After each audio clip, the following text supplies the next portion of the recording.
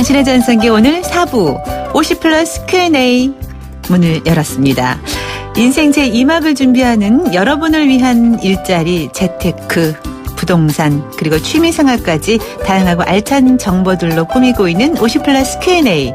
오늘은 앞서 말씀드린 대로 창업에 대한 A부터 Z까지 자세하게 알아보도록 하겠습니다. 한국창업전략연구소 이경희 소장 자리 함께 하셨습니다. 안녕하세요. 네, 안녕하세요. 반갑습니다. 네, 제가 다 반갑습니다. 이 스튜디오에 들어오니까요. 네. 프로그램명이 당신의 전성기잖아요. 네. 갑자기 막 힘이 팍 솟는 것 같습니다. 아, 그러셔요? 네, 우리 진행자분 김명숙 아나운서님 목소리도 너무 좋고요. 아우, 너무 감사합니다. 네. 저희가 오히려 응원 힘받아서 네. 힘이 팍팍 솟습니다. 우리 함께 하신 애청자분들도 오늘 50플러스 K에 함께 하시면서 힘 팍팍 솟아나기를 바랄 네. 뿐입니다. 네. 자, 제가 창업에 대해서 A부터 Z까지 알아보겠다고 했는데 네. 사실 요즘에 1인 창업도 많고요. 사실 또 창업을 하고 싶다라고 원하는 분들도 많은데 많은 분들 가운데 이제 특히 50 플러스 이렇게 중장년층이 되면 생각은 많아요. 꿈도 많이 꾸고 있고 그런데 그냥 그게 꿈으로만 남아있는 경우도 있을 뿐더러 또 바로 실행한다 하더라도 성공 확률보다는 실패하는 분들이 주변에 좀 꽤 있더라고요. 네. 그래서 흔한 말로 그냥 막무가내로 준비 없이 했다간 망하기 십상이야. 이런 말들도 많이 하잖아요. 우리 뭐 소장님께서 더 잘 아시겠지만. 네. 50대들이 창업을 힘든 이유가 우리 오랫동안 사랑하는 사람하고 헤어지기 굉장히 힘들잖아요.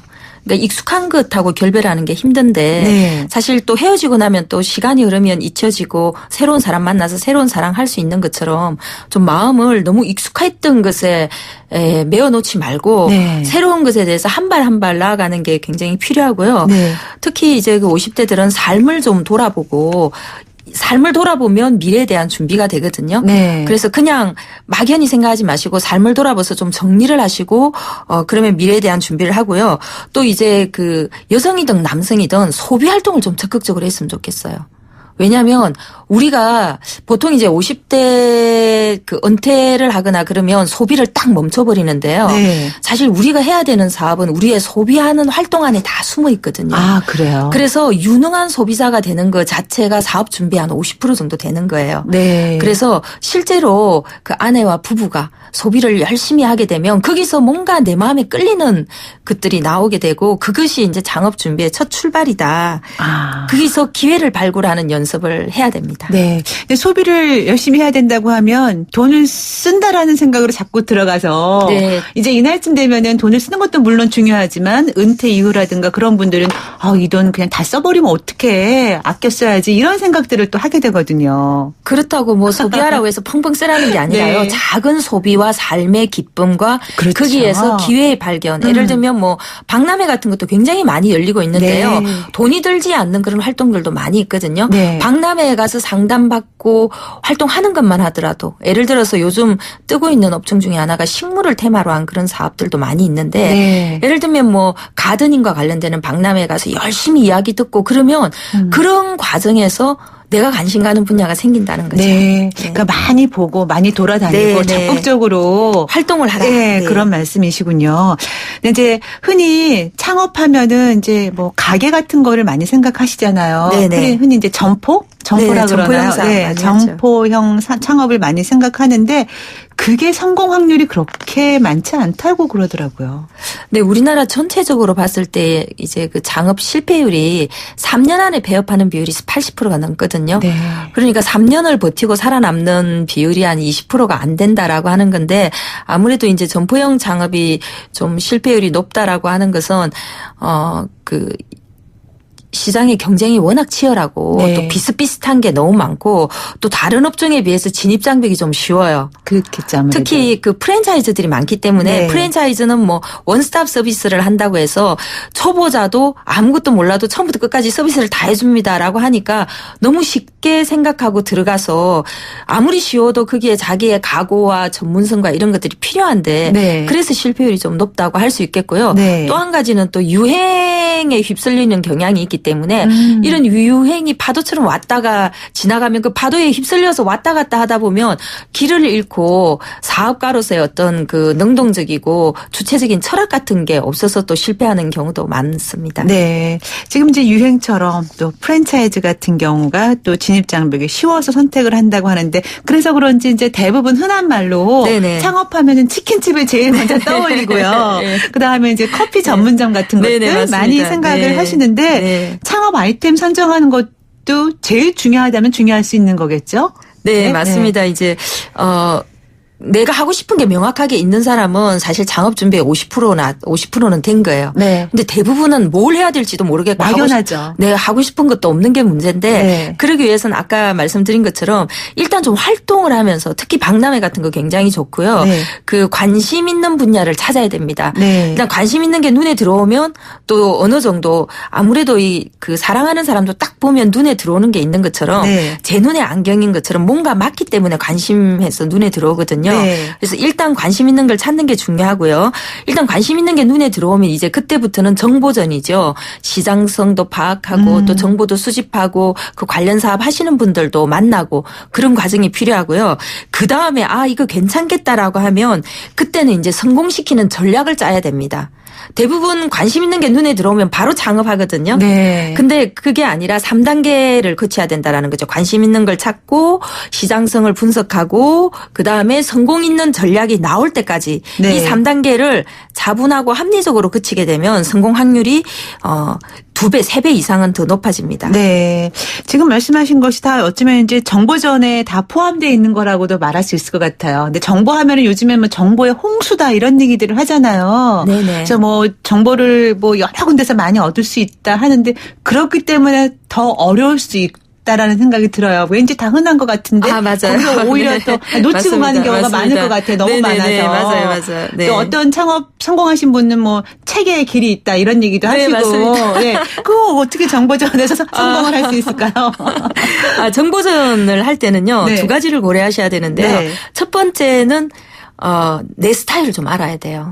왜냐하면 통이 큰 사람한테 푼돈 세는 일 하는 거는 참 힘들고요. 네. 과묵한 사람한테 영업력이 필요하거나 친절한 게 핵심이 되는 일을 시키기가 힘들어요. 그렇네요. 그래서 나의 스타일에 원숭이는 나무 잘 타는 거 해야 되고요. 토끼는 잘 달리는 거 해야 되기 때문에 일단 나의 스타일과 적성이라고 하는 것은 내가 관심이 가는 게 아니라 잘하는 거거든요. 네. 관심 가는 거는 전부 다 커피숍밖에 없어요.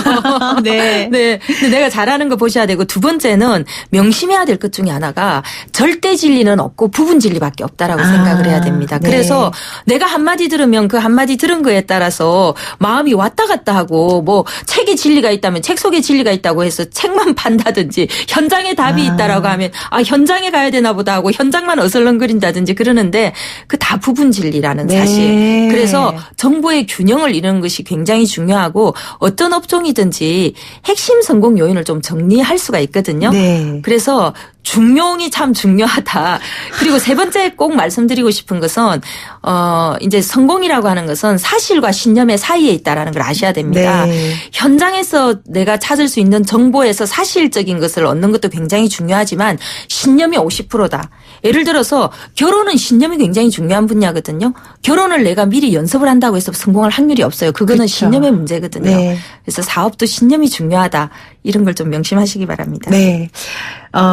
이제 창업에 대해서 지금 이야기를 나누고 있는데 요즘에 이제 뭐 치킨집, 커피 전문점 네. 또 그 외에 음식점도 많이 이제 창업을 네네네. 하시잖아요. 근데 네. 새롭게 음식점의 대안이라고 할까요? 그런 걸로 등장한 것들 가운데 반찬 전문점들이 좀 많이 늘어난다고 네, 그러더라고요. 맞습니다. 네. 예. 그거 왜 그러는 걸까요? 1인 가구가 늘어나서 그런가? 네, 그렇습니다. 1인 가구도 늘어나고요. 네. 또 이제 요즘은 코쿠닝족이라고 해서 집에 쿡 처박혀 있는 네, 그런 것도 늘어나고 네. 또 일단 식생활 자체가 많이 바뀌고 있어요. 핵가족이나 여성들의 사회 활동 때문에 네. 그래서 장을 열심히 봐서 집에서 음식을 해도 사실 비용이 많이 든다라는 거죠. 그렇죠. 네. 네, 그래서 그런 어떤 라이프 스타일 변화가 반찬 전문점이라고 하는 것을 뜨는 가장 큰 요인 중에 하나인 것 같고요. 네. 또 한 가지는 그 푸드테크의 발달을 들 수가 있는데요. 네. 푸드테크라고 해서 그 그 음식과 관련되는 음식을 제조하는 기술이 발달되다 보니까 어떤 완제품에 가깝게 또는 공장이나 또 어떤 것들을 하더라도 배송이 되는 과정에서 신선도의 보존이라든지 이런 것들이 굉장히 이제 높아졌다라는 거죠. 그리고 물류 산업이 발달하고 그러다 보니까 이 반찬 사업이라고 하더라도 동네에 있는 뭐 반찬 가게뿐만 아니라 네. 홈쇼핑 또는 뭐 인터넷 이런 거에서 배송하는 또는 이제 그 아주 특화된 반찬 사업을 하시는 분들도 있으세요. 예를 네. 들면 뭐 당뇨병 환자라든지 아니면 뭔가 기능성 있는 네. 이런 것만 하는 것들도 많이 있는데 그래서 우리가 반찬 사업이라고 하면 그냥 동네에 있는 반찬 가게뿐만 아니라 굉장히 이제 다양한 그런 반찬 사업의 유형이 있기 때문에 네. 관심이 있으시면 다양한 방식으로 할 수 있을 것 같습니다. 네. 근데 이제 이렇게 창업이라고 하면 이제 많은 분들이 뭐 이런저런 고민도 많고 생각도 많겠지만 일단 돈이 있어야 되는데 네네. 이런 생각들을 많이 하시잖아요. 네네네.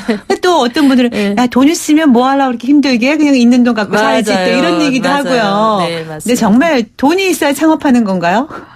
꼭 그렇진 않아요. 왜냐하면 네. 요즘은 우리가 돈이 있어야 창업한다라고 했을 때 이제 뭐 거리에서 점포를 얻어서 인테리어하고 점포 임대료 주고 권리금 주고 이런 걸 생각을 하기 때문에 돈이 많이 필요하다고 생각하는데 네. 요즘 지식형 창업 굉장히 많이 늘어나고 있습니다. 네. 특히 전성기에 있는 우리 50플러스들은 네. 대부분 살아오면서 뭔가 자기가 획득한 그런 지식들이 있기 때문에 네. 이런 지식을 SNS라든지 블로그라든지 또 단행본을 펴낸다라든지 강연을 한다라든지 또는 1인 방송이 된다라든지 해서 판매하고 그 사업화할 수 있는 기회들이 굉장히 많이 있고요.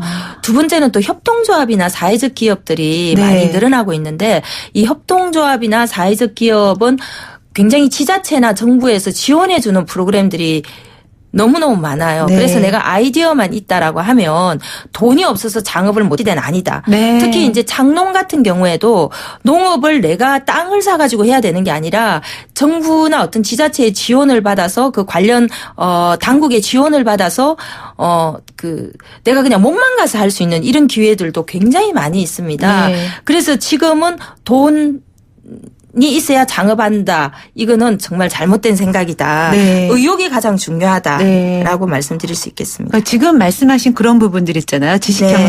산업. 내 경험을 무기로 새로운 네. 사업을 네. 한다든가 협동조합 같은 사회적 기업 같은 활동을 한다든가 또 창농에 대해서도 네. 저희 당신의 전세기 오늘 저희 프로그램에 많은 분들이 출연하셔서 네. 비슷한 말씀들을 참 많이 해주셨어요.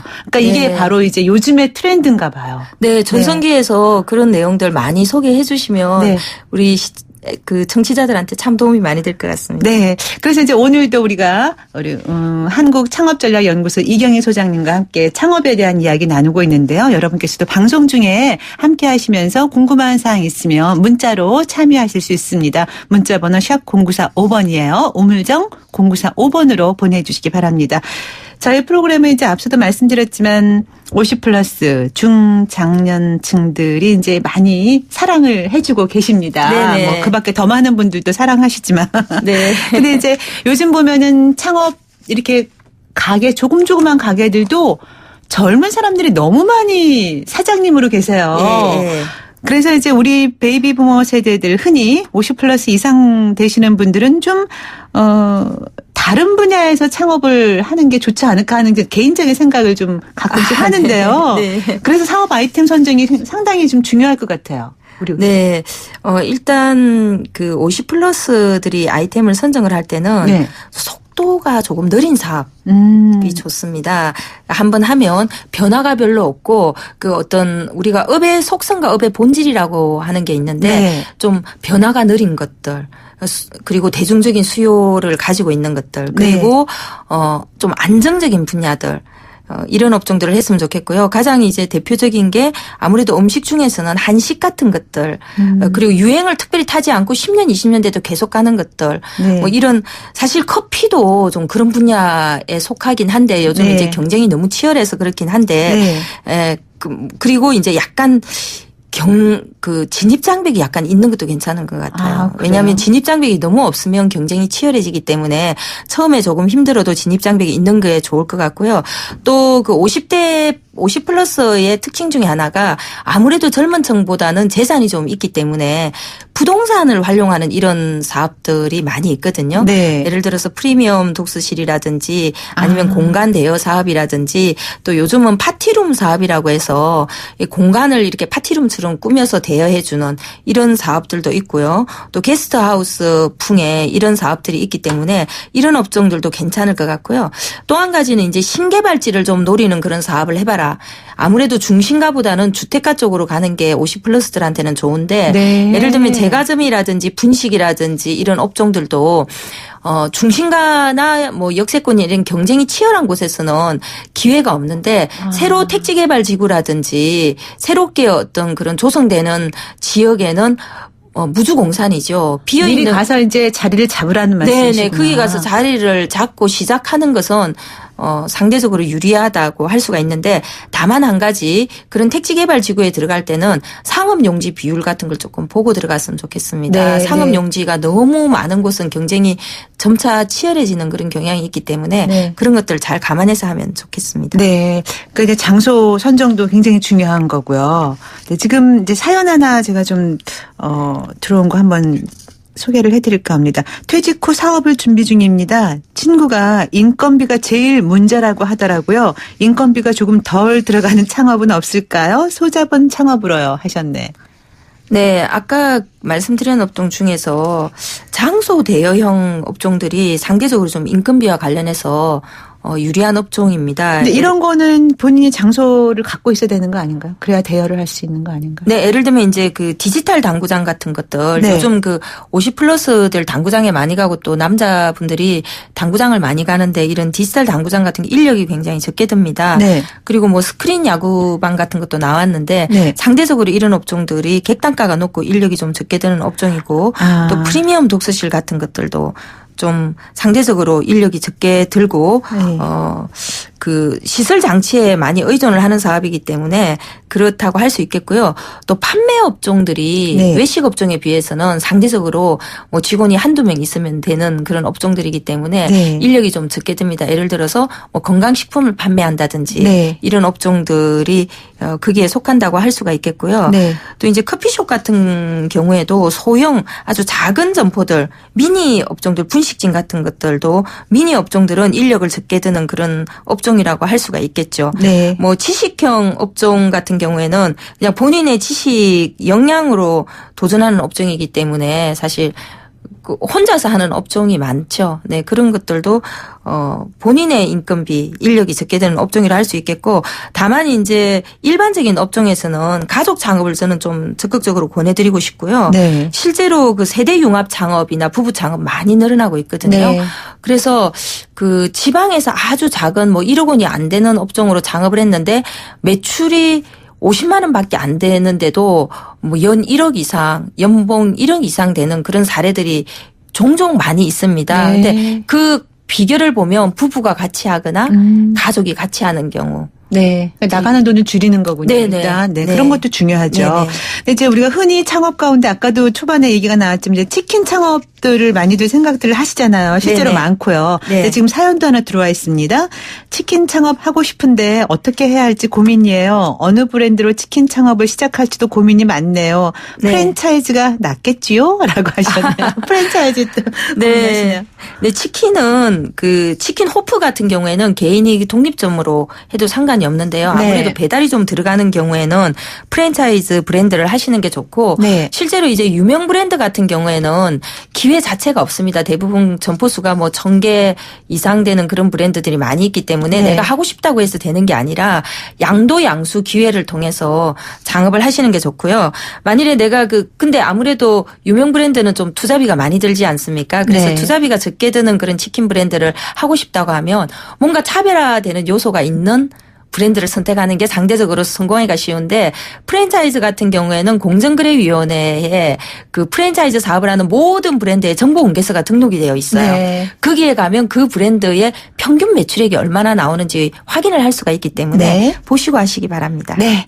자, 그러면 끝으로 이 창업 관련 교육을 받고 준비하면서 시작하면 훨씬 좋을 것 같아요. 네. 네, 어디에서 어떻게 받을 수 있는지 알려주시면 말씀 듣고 마무리하겠습니다. 네, 너무 많이 있는데 네. 다 알려드릴 수는 없고요. 네. 일단 그 중소벤처부의 산하에 있는 소상공인 시장진흥공단 네. 늘 좀 적극적으로 알아보시면 거기에 정보가 많이 있거든요. 소상공인 시장진흥공단. 인터넷에 치면 이렇게 치면 네네, 되죠? 소상공인 시장진흥공단을 치시면요. 포탈에서 치시면 나오니까 거기에 교육에 관련되는 정보가 많이 있습니다. 네. 온라인 교육, 오프라인 교육이 다 있고요.